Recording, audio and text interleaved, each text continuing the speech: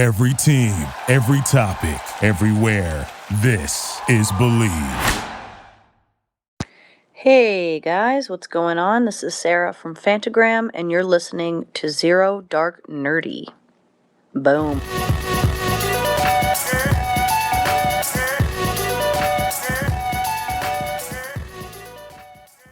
All right, ladies and gentlemen, welcome back to Zero Dark Nerdy, the world's most notorious pop culture podcast. The filthiest of the filthy! This is your boy Brian, a.k.a. El Nino, and today I'm joined with... Ryan Saber, Captain Cleveland, Browns, Cavs, Cleveland baseball team. See you, Lee, till I die. Harry, I love your face there. And we have none other than the CEO, the one and only Harry Arnett in the building joining us today. Harry, how are you doing from sunny California? I didn't prepare anything. Harry Arnett, from the ATL, Falcons, Braves, Hawks, just basically any team that has never won a championship. Those are my teams. And it's all right, Harry. I think it's good you kicked it off that way. Most people pick on me and make fun of me, so you slid right in. You're right in there, man. Okay, good. And Duke University alumni, correct? Yes. That's right. Yeah, I can't count Duke as winning championship, except I grew up like hating Duke sports. Hating. Like hate's not even a strong enough word. So now, having gone there, now I just sort of am like tolerant of Duke sports. So the hatred's turned down, but can't quite call myself a Duke fan. We're in North Carolina, so you just turned off half of our listener base. Right? Hey, you know what? They got a lot of good money from me over the time I was there. Whether you love them or you hate them, half of the people that are listening are like, they know it. We know. Those of us that went there, we know that half the world hates us anyway. So. There you go. Saba, you want to kick us off on this fantastic episode here? Man, I got Harry. Listen, we didn't do a whole lot of intro on this thing off camera, so I'm gonna save some of the things that I want to tell.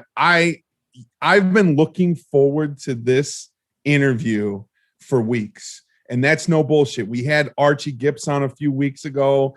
I told him how much I enjoyed your part of Wall Street, because you know what, Ryan, it sounds a little bit like bullshit, so I'm gonna let you not. Go ahead. No, and you know what, I'm gonna wait, because I got some real hard-hitting stuff to ask you down the road. I guess just let's take a step back. Let's talk about you behind the scenes.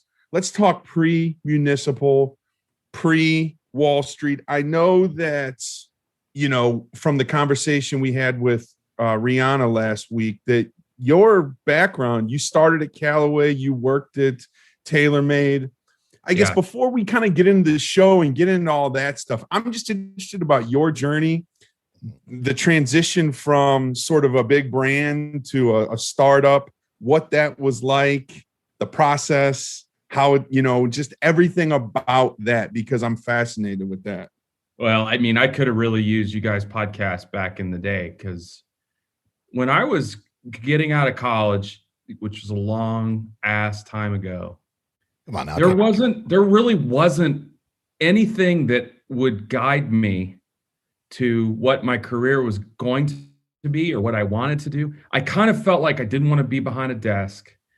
I didn't want to be stuck in an office. Office culture to me just seemed so stifling. I didn't have any way of really knowing how to pursue a career whatsoever. My dad was like very much a self-made guy and invented his own job, really, as a curator, collector, author, just kind of a cultural provocateur.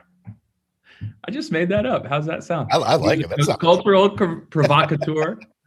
You know, so like him as a role model in terms of how to live your life didn't give me a whole lot of guidance in what I wanted to do when I got out of college. So my 15 years of my life really after college was spent zigzagging around trying to figure out what I wanted to do. And I ultimately came to a place that I really just wanted to be a part of a dynamic team-based environment, trying to do cool shit. That was basically it. nobody lists a job like that. So like, okay, here, we're looking for people that want to be part of a dynamic team-based environment doing cool shit. Okay, that didn't exist. So I spent, a lot of time kind of trying to figure that out, having a bunch of jobs I didn't like, having some that I did, really feeling stuck and insignificant a lot of times. And ultimately, I ended up going to grad school as kind of an inflection point for me to really have a credential for, in some ways, to be around a bunch of other young people and figure it out. And I'd love to tell you I came out of grad school figuring it out. That did not happen. So, but ultimately what I ended up realizing is I really wanted to be at a place where the people there were really passionate about what they did, whether that was a product they were making or a service they were providing. I really wanted to be a part of that. And it took me a while to find that. And fortunately, after, if I actually had to make a resume again, it would have a thousand stops along the way. But ultimately that led me out here to California to TaylorMade Golf, who was really emerging at that time in the golf industry as the real kind of straw that was stirring the drink and innovating, being disruptive as hell. And I love that environment. And literally I was there almost 6 years and I had 18 different jobs or job responsibilities during that time. So like incredibly dynamic place. And that afforded me the opportunity to go work at Callaway. They were going through a turnaround. So they were kind of the opposite. They were a really big brand, really well-known brand that had been number one in the category for a long time. It had been known as the innovator. I mean, that if for people that are listening or you guys that are around the sport, they really introduced modern technology to the game. And back in the early 90s with Ely Callaway, who ironically went to my alma mater, college alma mater, Emory University. But that sent me to Callaway. I was the CMO there for a while. I was the executive vice president in charge of kind of a lot of stuff. And I loved it there. I had an awesome time. I just, in the back of my head, probably from my upbringing that I was alluding to earlier, I just had this real calling to kind of do something on my own and start something from scratch. And honestly, come success or failure, just see if I could do it, honestly. So I sort of burned all the boats and started something with a couple friends. And we didn't know the pandemic was coming. Did anybody know the pandemic was coming? No. Did anybody pull me aside? Brian, where were you, Brian? When it started, we thought it was only going to last like 2.5 weeks. Right. Isn't that the truth? I mean, I remember it so distinctly. And you mentioned the Wall Street Show, which of course we're part of, but when we first started hearing about it, because we're making products kind of all over the world, but some in Asia too. And that's depending on who your news source is, it started there. How it started, you guys can do another podcast on that. Who knows? Yeah. We started hearing, hey, you know what? This is a lot different than some of the other pandemics, some of the other minor pandemics that have been. This one is legit. It's shutting down 30 million people, population centers. There are people that are not allowed to leave their homes for weeks. And we were like, fuck, that sounds like legit, but you never really think it's going to affect you, right? Mm-hmm. And until you're arm wrestling for toilet paper. Yeah. And then for me, like where it really hit home as a massive sports fan was when they shut down all the conference basketball tournaments, and then the NBA like immediately canceled, postponed. But we were like, what? We never seen anything like that. Baseball sent everybody home from spring training.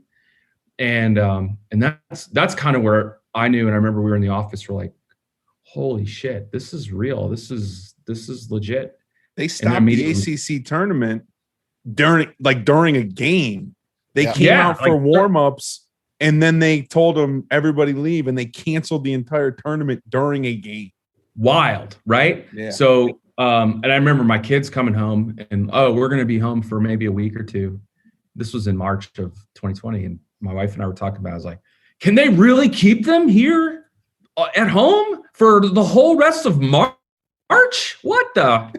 I mean, it's funny to even look back on that. It's crazy. I went back to the office for the first time last week. I just got a new job at the company I'm with. So I switched buildings and I said, you know what? I got to come move my desk and go meet my new boss and da-da-da-da-da. I mean, I went to it's clearly, 14 months later, my last day in the office was March 12th, 2020. My first day in the office was June 1st, 2021. So there's obviously a huge gap there. But the week before, I went into the building that I was working in to sort of clean up my stuff. It was like The Walking Dead, Harry. It's a corporate setting, cube farm, right? Yeah. Everybody's calendars were still on March 2020. There's like dead plants sitting on people's desks. And I'm just like, man, this is the craziest thing I've ever seen.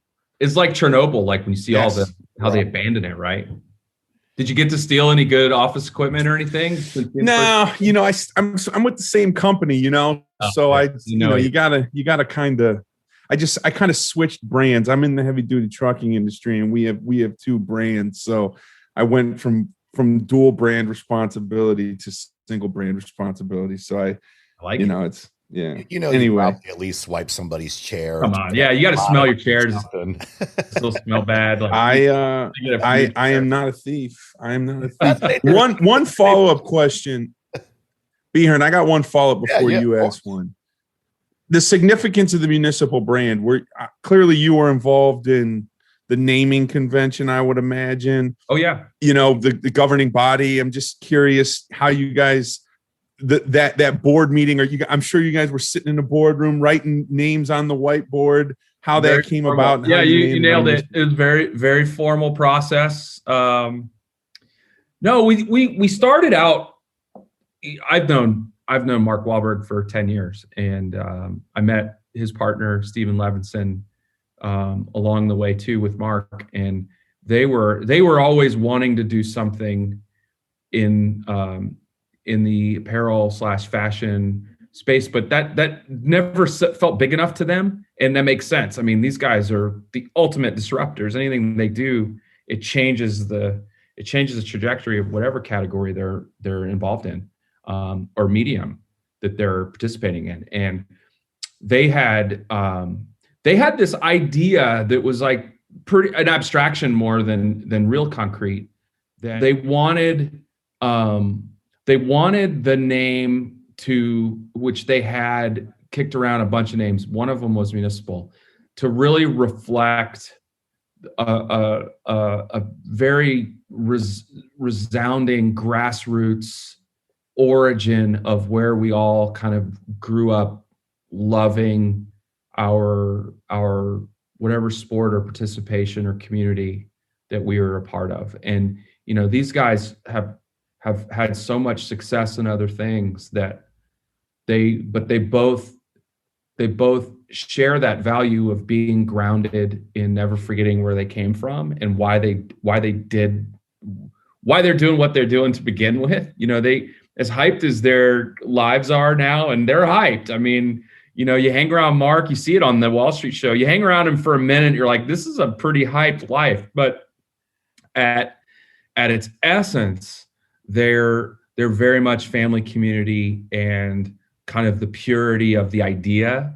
That's what they're anchored to, and that's what they're committed to. And so they had this name, this municipal concept, and they were thinking of like municipal courts, municipal courses, municipal, the blacktop, where there's a real egalitarian vibe about that. Like it doesn't matter if you're the richest kid or the poorest kid. When the ball gets thrown on the blacktop, it's kind of a meritocracy, and they really liked that, and I love that too.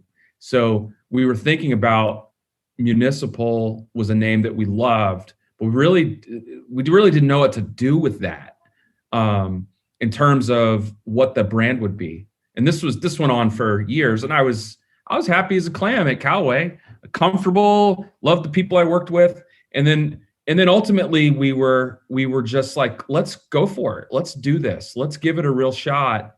And the thing that we really liked, to answer your question, Ryan, I could have just answered this in 5 seconds. So sorry, it took me 5 minutes. But wow, man, you're good. The thing that we loved is we liked putting a very meat and potatoes, no nonsense, no bullshit name on gear that is like pretty hyped. You know, we really thought that was a cool juxtaposition and a cool marriage, that those two things don't really go together.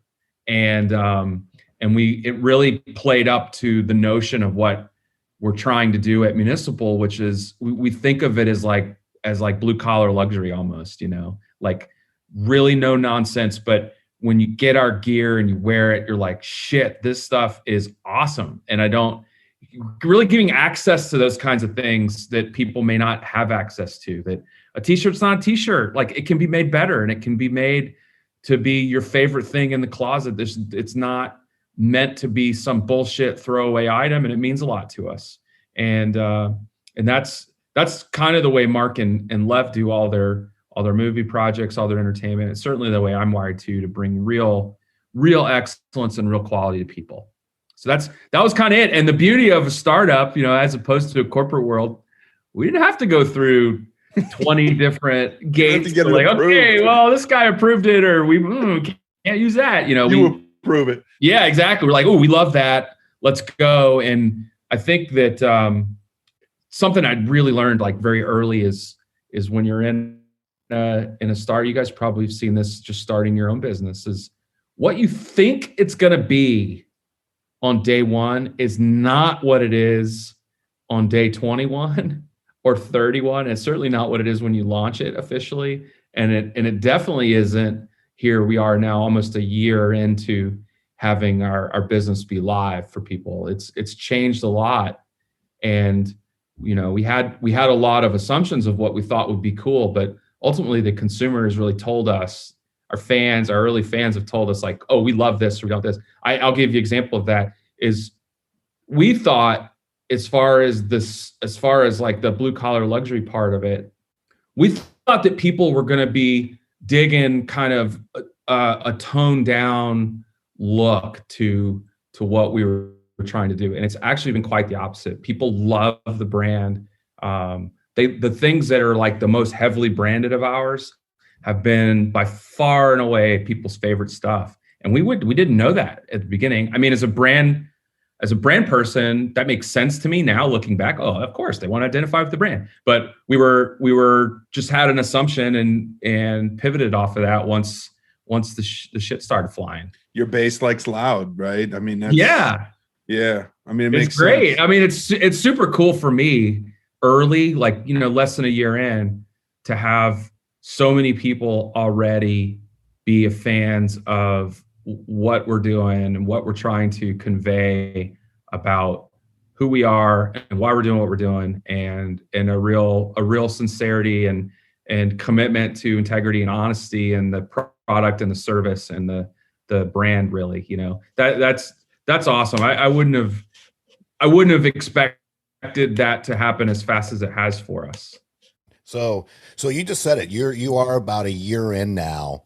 In regards to obviously the pandemic last year, the craziness, and we'll get into, you know, the other guy backing out, and then you had the episode especially where you and your wife are talking about coming in. We'll get to that here in a little bit, because that Ryan and I were, you know, the most relatable things on the planet, especially, you know, him with Courtney having that conversation, and it's a conversation I would probably have with my girlfriend too. So a year in, how just you know, surprised are you with the reaction of Municipal, especially after a pandemic? Because I know in the last episode you talked about projections where it was like, I think you were expecting like maybe $90 per order, and it was actually being 120. And I love the fact that you guys release like limited supplies too, so it makes that demand, that need there, like, shit, I better go ahead and get this shirt now because I don't know when the next time it's going to be out. So there's also this very exciting factor to it. So, you know, just as far as a year in, like, how are you feeling just as far as the company goes, the staff, like everything, just, you know, moving forward? I mean, a 10 out of 10. Yeah. Now, did I feel that way 6 months ago? Did I feel that way 3 months ago? yes, I always believed in the vision, and I still, I'm always never lost any faith or confidence in the vision. But it just takes a fuckload of fortitude that, I mentioned before, when one of the main driving reasons of wanting to do this is to see if I have what it takes. Like, literally, not literally, I'm speaking metaphorically. Do I metaphorically have what it takes to stand on the edge looking out into the abyss and know that I can survive it, that however shitty it's going to be. Now, obviously I didn't know pandemic, who did, but yeah. However shitty it's going to be, however challenging it's going to be, however many obstacles get thrown my way and the team's way, do I have what it takes as a leader? Do I have what it takes as a human being? Do I have what it takes as a friend, as a colleague, as a business person to navigate through those and lead a group of people through whatever that is to achieve some level of success, or in our case for the past year, survive it. So from that standpoint, a 10 out of 10. There were a lot of times, I think the show kind of shows it in a real honest way. There were a lot of times when I didn't know what that journey was going to feel like or look like. I must have said 100 times a day to myself, the road to success is not straight. So it does not go straight in any startup. You don't really know what to expect until you're into it. And I'm sort of one of those people that I like to seek counsel from a lot of different folks. My curiosity and learning, I think, are really core to me. And everyone kind of gave me advice along the way, but none of that even resonates really until you're in it. And it really challenged me personally, because you're wrong a lot. Even on stuff that you usually think you're pretty right on. Like I've been managing or part of businesses that have had some level of predictability. If you ask me, like when I was at Callaway, and part of it because we had scale around us, hey, what do you think your revenues are going to be next quarter? We kind of knew within 5 or 10% every time, or down to the unit. How many drivers do you think we're going to sell in the first quarter? We kind of knew that. We have no idea what, Rick, who's our CFO here, we always joke, or I joke.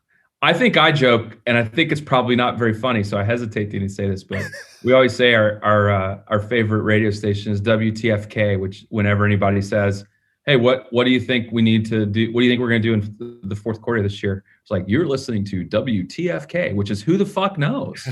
No one knows. How can you even predict? You can't predict something from zero. Right. So imagine that, like during a pandemic, like it's like, I was just like, how are we going to get through this? How am I going to get through this? What are the things I really need to rely on? And what do I need to let go of that are going to arm me to manage this thing, this business? And ultimately in the show showed it that we put a lot of our money into it. So if it fails, our health and wellness is number one. But if it fails, that's going to be a problem. So we can't make it fail. So that was kind of the other thing is I kept telling myself, really three things. Was one I mentioned. The other one was every problem has a solution if you work through it positively. Mm-hmm. So, I kept telling myself, stay positive for the team, stay positive for my family, stay confident, stay optimistic.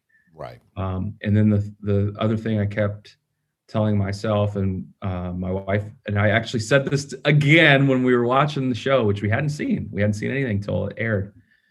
And we said, at the end of the day, no matter what, like we didn't sit on the sideline and wonder. We went for it.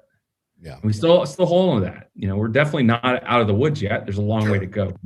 I'm really happy that me and my wife and Mark, this this is the creed of Mark fucking Wahlberg and Steve Levinson, is like, they go for it, man. They just go for it. They put it on the line and go for it.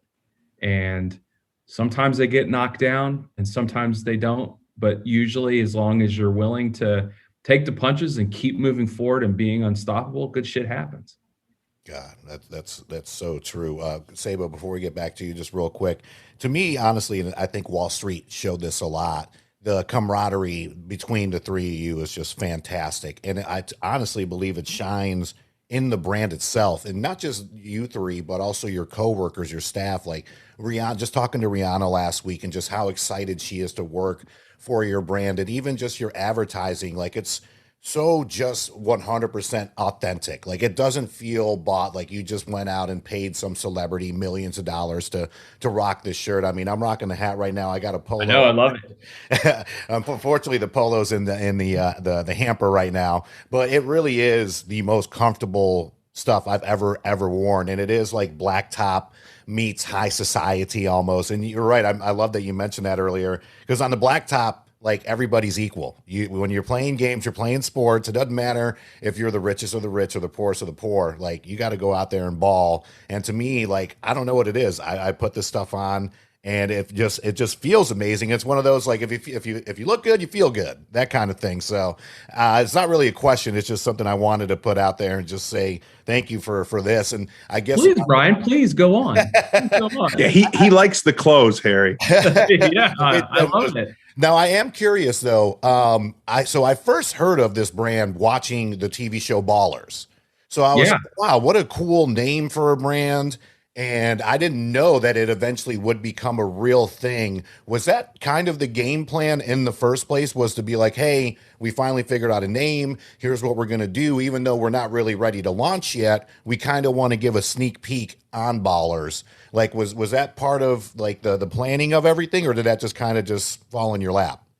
I think if we ever end up writing the book about Municipal, we will say that we totally planned it. It was all orchestrated.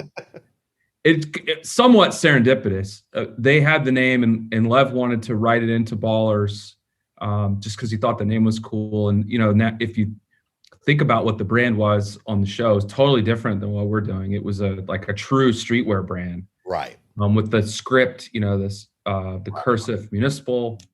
But we weren't really thinking that'll be any sort of catalyst. We just thought, it's cool, and the thing that I think we really embrace. So I was really happy to hear you say that, is we're not really going to try to tie ourselves to anything that's fairly formulaic or conventional. Right. We want to do things our own way and do it because we think it's cool, and we think that it's right, and we think there's an inherent truth behind it.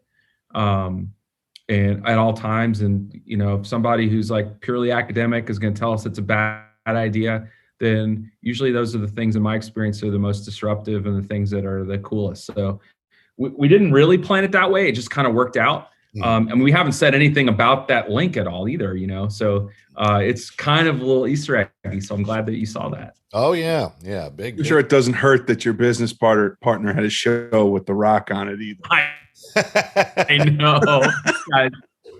These guys, it's so fun to hang out with these guys. I mean, we do have a great camaraderie and relationship. I mean, I've gone from, honestly, you know, not knowing Lev too much beforehand, just through Mark, to like, I honestly consider him one of my closest friends, and he'd slap me for saying this, but like a real mentor to me. Just his business acumen is razor sharp, and you can see it in what he creates. Yeah. But his ability to kind of have his ear to the railroad track of what's going on at a street level and what's cool and authentic and all the stuff we mentioned is really preternatural. I've never been around anyone like that. And, you know, you add Mark to the mix, who's really, you know, everyone knows Mark, but he's as true and genuine as it gets. And he has just a kinetic energy that just never wanes. And so it's been a lot of fun, even through our dark periods, to get through it. And even like that time at our other entity that was funding us pulled out at a really critical time in March of last year. And for people that haven't seen the Wall Street show, right in the middle of March, there were 4 entities that own the business, me, Mark, Lev, and this group that is a longtime partner of Mark's, and they're still like really good friends of ours. Everyone was going through some crazy crisis, and we were the only business that they had that was a startup and had no revenues yet. So we were just luck of the draw. It's like, hey, sorry, this is a lifeboat, women and children first. Hey, we get it. So I wasn't mad they pulled out. I just immediately was like, shit, I've never gone through anything like this. But when I called Mark and Lev specifically, like, he was like, man, never like a pandemic, but do you know how many times we've had something like this happen? Like, we're going to figure this out. Don't worry. It's going to suck. I'm not going to lie. It's going to suck, but we are going to figure this out, and we are going to get through it. And that was so uplifting that he was just to see him in action during like total crisis mode gives you a lot of confidence that, okay, we may not have the lifeboat. We're going to be grabbing onto, I'm speaking metaphorically here. We weren't really adrift at sea, but we're going to grab onto a piece of lumber, and we're going to figure out how to paddle on until either something saves us or we get to shore, or who knows. So to kind of get back to what you're saying, it has been great to work with these guys. And, I think, for 2 guys that have had so much success in entertainment, I've never, in my role, coming to it as a little bit of an outsider into their world, they've never, ever treated me as anything other than an equal. And it's been awesome. And getting back to that Municipal thing, like, it doesn't matter what they've treated me like we're equals in this. And that's made my life really great. Yeah, but that Mark Wahlberg, man, that guy's a fucking ball buster, though, isn't he? Oh my God, it's relentless. It's fucking guy. I watch him and I'm like, man, if I ever had a chance to meet him, like, what the fuck would he say to me? Like, so he's a ball buster, man. I love, like, I've had a few experiences along the way to just like sit there with his crew or whoever else, and just watching him. The real Johnny Drama. Yeah, it's awesome. He's hilarious, and he gets to play roles like that from time to time, and those are always the ones that I think are my favorite ones. Yes, but he's just a normal guy that he worked his ass off, reached a level of success, and doesn't take it for granted. And it's crazy. I said this to Archie, and I think it's relevant, kind of to the point you were making. I mean, you could walk into a house, right, and you would have like a grandparent, the son or the daughter of the grandparent, and then the grandchild. And every person in that, I mean, Mark Wahlberg's been doing it for so long that every person could be a fan of him from a different stage in his career. And there's very few relevant. I mean, he's still as relevant today as he's ever been. There's very few that maintain that relevancy and that longevity. 30 years. I mean, he just turned 50. I know. 30 years he's been doing this. I mean, the first time I knew who Mark Wahlberg was, he wasn't Mark Wahlberg. You know what I mean? Yeah. He was doing the Good Vibrations. I was in elementary school, right? But, that's the thing. I mean, I was a Mark Wahlberg fan when I was 9, you know? So yeah.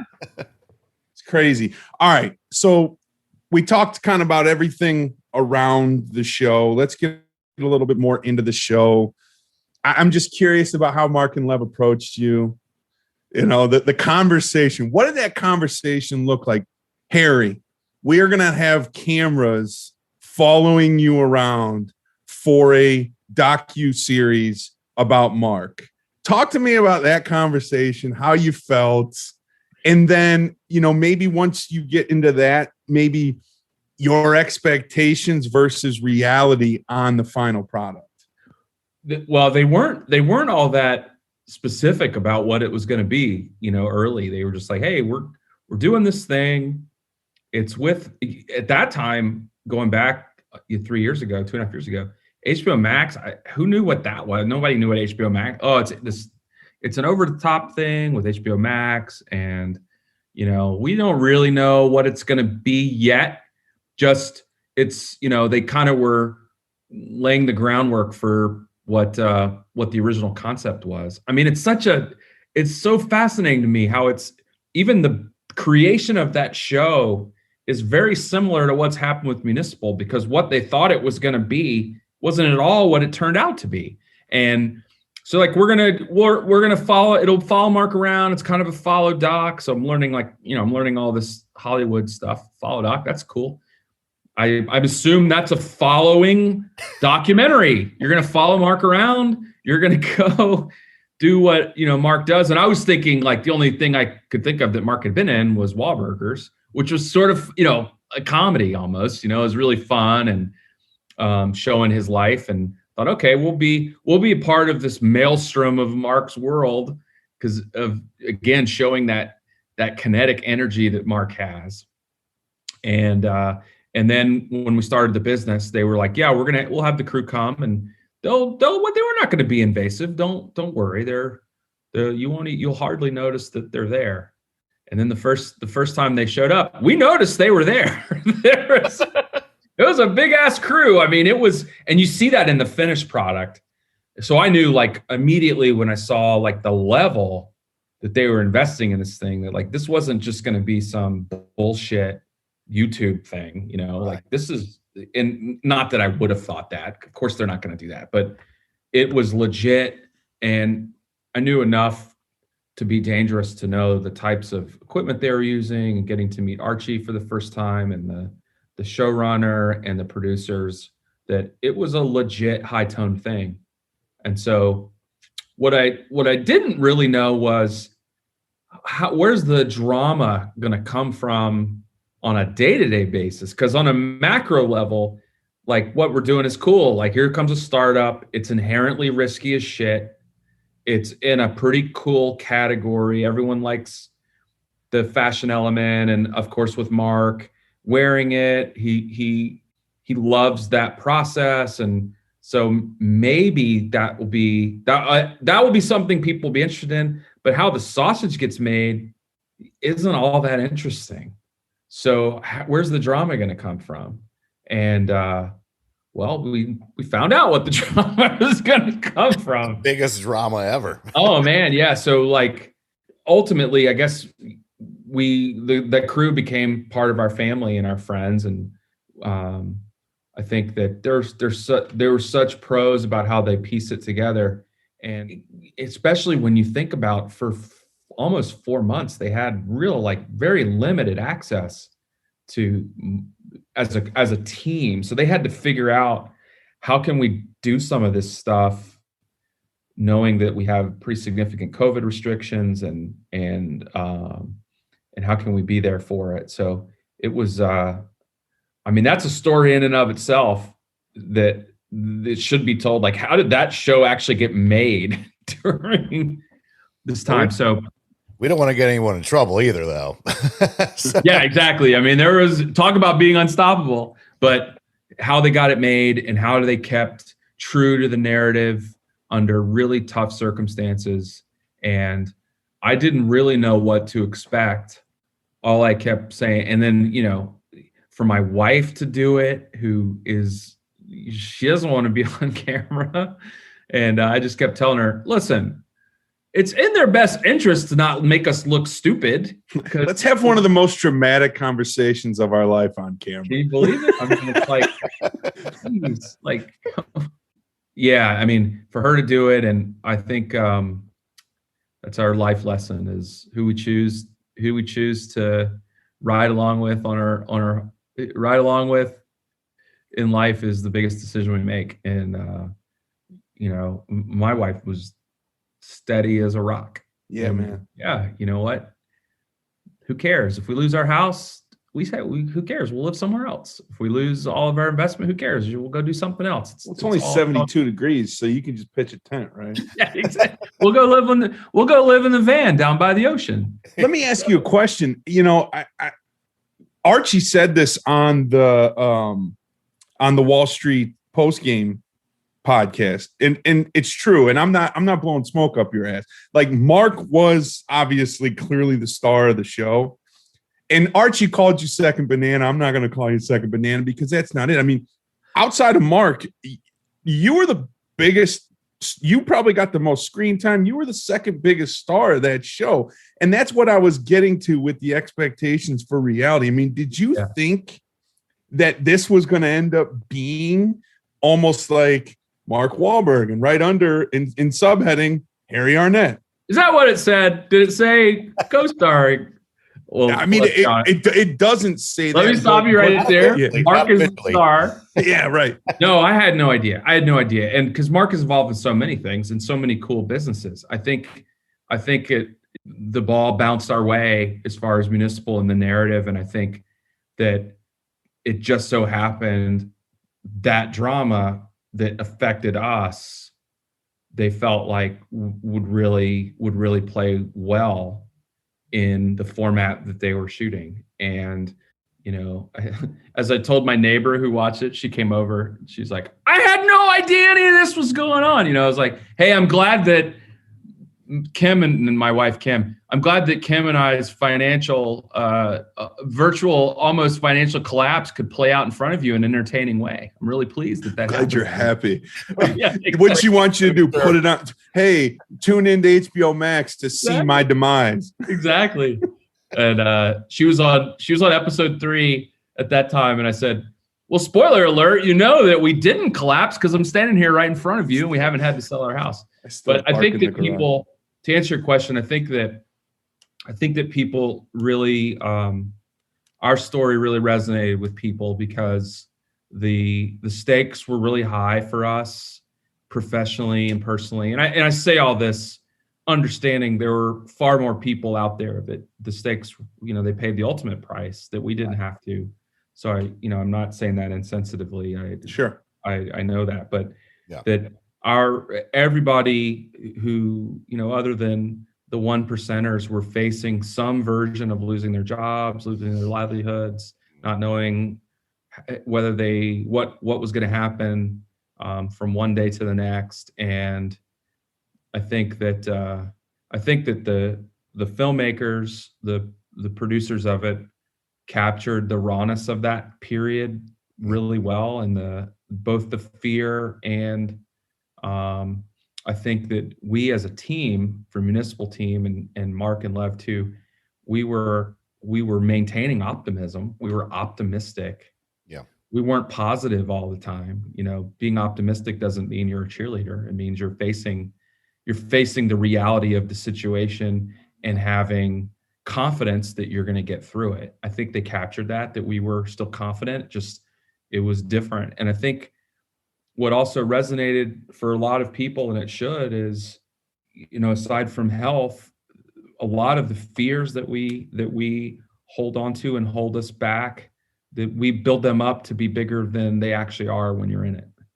And I've gotten a lot of people just reaching out, you know, on sliding into my DMs on Instagram that have kind of said that it really gave them a lot of hope for the future, for whatever they wanted to do, that like it can be done. And like, here's a group of people that went for it. And in the biggest crisis we can all imagine, that we are still here and we're still kicking. We're still alive and kicking. And I think the people that put the show together really captured that in a really dramatic, raw way that really resonated with people. And I had no idea, other than I knew these folks are professionals and this is what they do, but I didn't realize the finished product would be so dramatic. I thought it would err more on the side of entertainment, if you get my will. You know, it was entertaining, but it certainly was dramatic as well. Yeah, I thought I thought that it would have it would lose some of the truth to it. Just I had no reason to think that. Just my perceptions of how this shit gets done, And but you're just very relatable. The life, your story. For any entrepreneurs, I mean, everybody knows an entrepreneur. It's very relatable. So it's like, you get behind you, Harry. I mean, people were rooting for you. I mean, I'm not TMI. Don't stop now. Why are you saying it? I'm laying in my bed with my longtime girlfriend, and we're watching this conversation between you and your wife. And we pause it, and I look at her. I'm like, this is fucking us right here. This is the conversation that every family that gets into some sort of entrepreneurial, they have to have at some point in time. Yours you happened when you were taking your biggest gamble. You know what I mean? Harry, man, I know I said it already. It's just this, you are so relatable. Your situation was so it hit home for a lot of people, and people fucking root for you, man. Like people root for you. And from the show, I think, like what's Harry got coming in season 2? You know what I mean? I mean, obviously there's going to have to be different drama and different storylines. I mean, now you guys probably got to worry about inventory and scalability and resources, people, all those kind of things. But I mean, we're here for it, man. Oh, it's great. Yeah. Don't worry. Season 2, I'm sure there are 1,000 things that I can fuck up. So stay tuned. But it's stop rooting for you.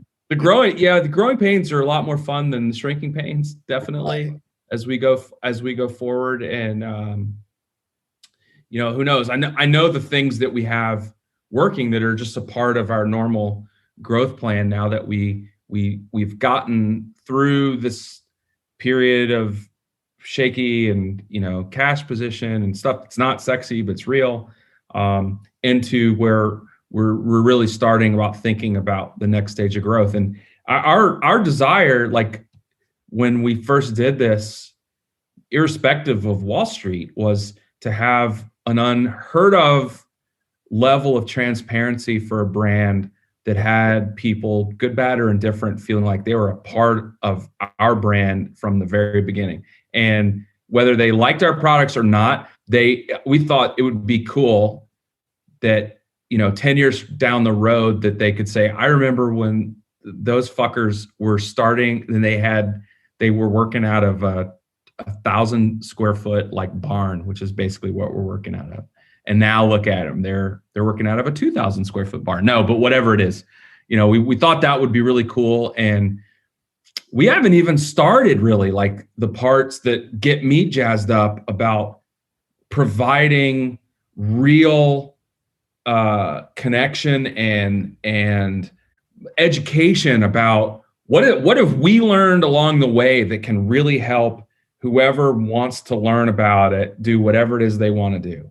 And that's a major part of like Mark and Lev's vision for how they want to spend the rest of their lives is helping others get out of or get moving or get unstuck or achieve whatever the best versions of their selves happens to be, by not just because we make cool shit, but because we have lessons that we've learned along the way that we want to share. And we haven't even begun to do that because we've been stuck here in stupid fucking pandemic. We had all these cool ideas for like what we want to do, and it's like, so all that stuff's coming. So that'll probably be part of season 2 or 3 or 4. And we hope that people have the similar reaction you did, Ryan, which is like, hey, these are real people that are trying to do honest work, and they're trying to make life a little more fun and a little better for the people that are part of their community. And we haven't really started to do much of that outside of just what we've done so far. Gotcha. We've been a little busy trying to survive. All right. Cut us some slack. Jeez. And, I can't say in regards to just Wall Street real quick, it is to us very easily relatable. It's a good, fun watch. They're 25-minute episodes to where you see the ups, you see the downs, And, Harry, I love your backstory, to be honest with you. Just kind of like how you were in disarray and didn't know what you were doing. I didn't know what I was doing for half my life besides just bartending. Like I just turned 40 and I'm still trying to get my shit together. So it's inspiration to people that are like, oh, well, when I hit 22, I need to be here. When I hit 25, I need to do this.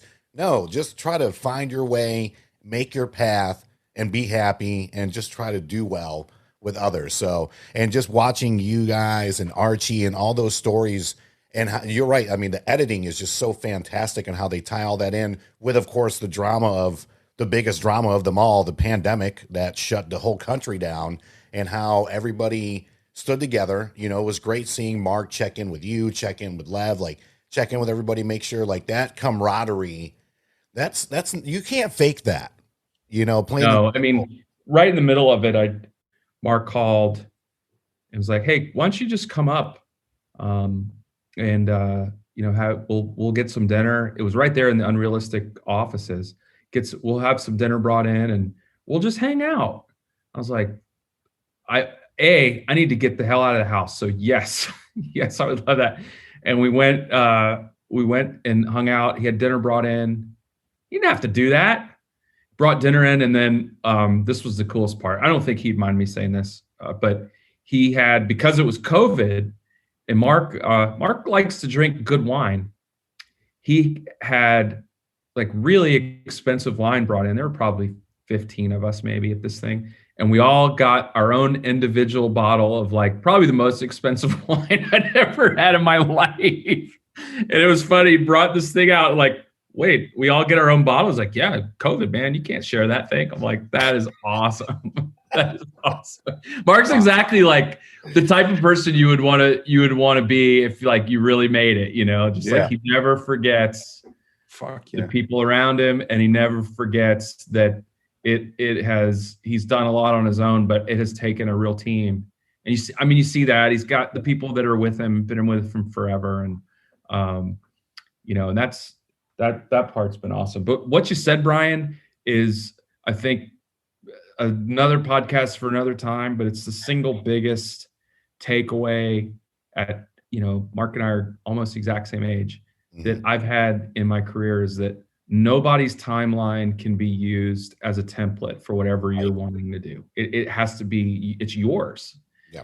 And your time's never up. The best is always in front of you if you care to look at it that way. Yeah. Mark looks at it that way, but it took me a long time to kind of figure that shit out. That's why I avoided going to high school and college reunions forever. I didn't want to hear about the successful guy at 30. Fuck off, man. Now you don't have to go. Everybody knows what you're doing. Yeah. Ryan, before we get to you real quick, I do want to hit on a hard-hitting question here. So now this is the 60 minutes part of it. Between you and Mark, who is the better golfer? For the fans. Well, I have an easy way to answer that. If we play the way I play, I would beat Mark. So if I have to play the way he plays, he would beat me easily, because the way he plays like borderline speed golf. So you're running. I mean, he'll play 18 holes in an hour and a half. Oh, so he at 45 is a golf course.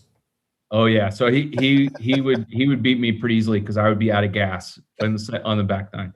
If we played the way I play, which is like the normal human being way that aren't fit like him, I think I'd probably beat him. I'd probably given him maybe 3 or 4 shots. Okay, but he's where I say that, and I've been around. I mean, you kind of probably know this about him just because he's so successful, but he's one of the most competitive people I've ever seen. Mm-hmm. He's like super, relentlessly competitive. Mm-hmm. So I say that, and if he hears this, he'd be like, "You got no chance of beating me because I'm more competitive than you are," and he probably is. Most successful people are. That's what that competitiveness is what drives them. Relentlessly competitive, I got one for you. This is Beer, and this is my last question. Harry, man, where the fuck is the M. head at, man? Like, you want that thing? I fucking want that. You want that thing so bad. I was telling Rihanna last week. I'm watching. That's the hat that when I'm watching Wall Street. That's the hat that took me to the Municipal website. Really? And I'm like, oh fuck, they must be. Well, Wahlberg's wearing it in every fucking scene. For I know. Christ's sake. I have a funny story about that. So Yeah, that was early. We hadn't even launched yet. We had just a bunch of like concepts, and that was a kind of a branding identity that our team here is really good. And they were like, this thing, and they had it. There's reasons behind it. It had a I don't know if anybody cares about this shit, but we were really vibing on kind of city symbols and subway symbols, and like it's even in kind of like a subway font. You may not even. No, I did. This is shit you do early in a brand when you're like, that's so cool, and then no one cares. But anyway, so we had like a bunch of this stuff that we had made, just like trying it out, see how it looks. And I didn't even really mean to have that with me when I went up to Mark's. This was a year ago, at least. We hadn't launched, and I had all these hats, and we weren't really planning on doing that one. It was just in there, and Mark's like, oh, puts it on, and the rest of so we haven't done it yet, but maybe we should now. I want that hat, Harry. Okay. I want that hat. Like I was telling Rihanna last week, I'm like, I want that fucking hat. I know that the one he was wearing was sort of a blue camo, right? Yeah. Yeah. Like I feel like if you did sort of like a marled, like a black or a marled, like that would be I would buy that hat in a fucking heartbeat for what it's worth. And Harry, I'm gonna go ahead and tell you now. This I know that we're just kind of like your run of the mill podcast here. This speaks volumes because the only thing this dude wears on his head involves the city of Cleveland. So I would wear that hat. To wear that hat is unprecedented. And Harry, I have like 50 different Cleveland hats, whether it's Browns, Cavs, Indians. And that would be the only hat that I own that is not City of Cleveland. And I would rock that fucking thing all the time. He won't even rock our own podcast hats. And I'm like, it's free. I got it made. He's like, nah, I'm good. I love it. Now that the Cleveland team, well, not the Cavs, sorry. But now that like the Browns are getting good again, people are going to think you're a bandwagoner when they see they you. Won't, Harry. Anybody that knows me. I mean, I got a picture of Baker Mayfield right here. I got Jim Brown right. Anybody that knows me, they know it ain't no bandwagon. No, it's funny. There was a rumor because the Indians are changing their name, which of course you know. Mm-hmm. There was a rumor that one of the names that they were considering and maybe still are is the Cleveland Municipals. How about that? Municipals is one. How about that? Yeah. So I'll give you a little background there, Harry. Do you have insider info? Do you know what it's going to be? Not really, but so one of the reasons behind that is the lot that everybody goes to and tailgates before the Browns games is the Muni lot. It's the Municipal lot. And it's right down on the lakeshore, and it's going to the Muni lot this weekend, going to the Muni lot this weekend. So I think that's sort of feeding into it a little bit. The other one that they're really big on is the Spiders, which is their original name, and then the third one is the Guardians. And sort of the nerd in me, the pop culture podcast, Guardians of the Galaxy, I really like that one. But I think Municipals and Spiders are the front runners, and you may have it. Well, we have the license and or the trademark. They haven't reached out to us yet, so we'll see. If they do, we'll do something where we trade it out for like lifetime season tickets to all Cleveland Municipals games, and beautiful ballpark. Your way. I was going to say, then you make the most comfortable baseball jerseys on the planet, because we all know baseball jerseys are not that comfortable. So you guys do that, you might take over the whole fucking sport. Could be. This could be it. And then you heard it here first. We'll buy them. We'll buy the baseball team. And then we can. We're going to be selling them soon. I'll tell you that. So it's all falling. We'll be right there. We'll be right there. Hello. There you go. Real quick, Harry, again, we thank you so much for joining us today. I do want to just get some feedback on your Municipal Heroes program. I think it's just fantastic that you guys have started this for all military, medical providers, first responders, government employees, and the fact that it's a permanent 20% discount is unprecedented. You've seen a lot of people do it during the pandemic. A lot of people kind of do it a little bit after, but the fact that you guys are doing that moving forward, where did that idea kind of come from? And to me, thank you, because my brother-in-law is a firefighter. He is a first responder, and I have other first responders in my family as well. So, I mean, to me, this is just fantastic. But what kind of drove that? Was it obviously the pandemic, and how did that all come about? Yeah, even going back, we always wanted Municipal to be, again, a brand for the people, and for the people that inspire us the most, and for the people that always put their communities ahead of whatever it is they're doing. And the first responders, community heroes is what we call it. Those were the people that we wanted this brand to be for. And our stuff is pretty premium, and so we never wanted people that we respected and admired the most to ever feel like they couldn't have our brand. So, during the pandemic, it was even, more obvious to us that we really wanted to make sure that the folks that were on the front lines doing this shit all the time with little fanfare knew that they were not only respected, but we were thinking about them, and 20% off always, as you said, always on anything, all the time. So, and we have, I have personally, it's just worked out this way. It's weird.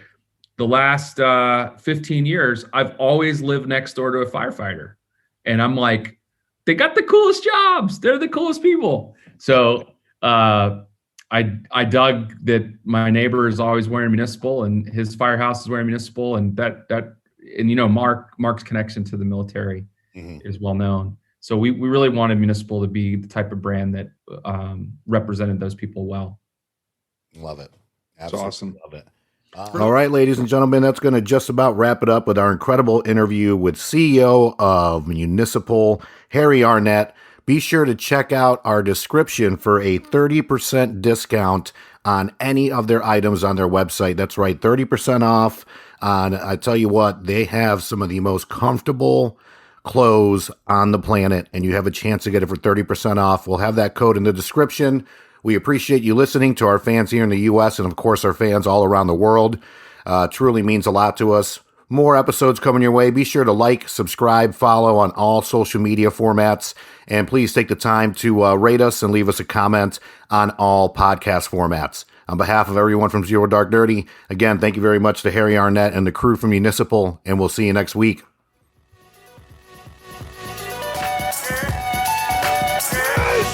Yeah! Victory! And anger management? Fuck anger management.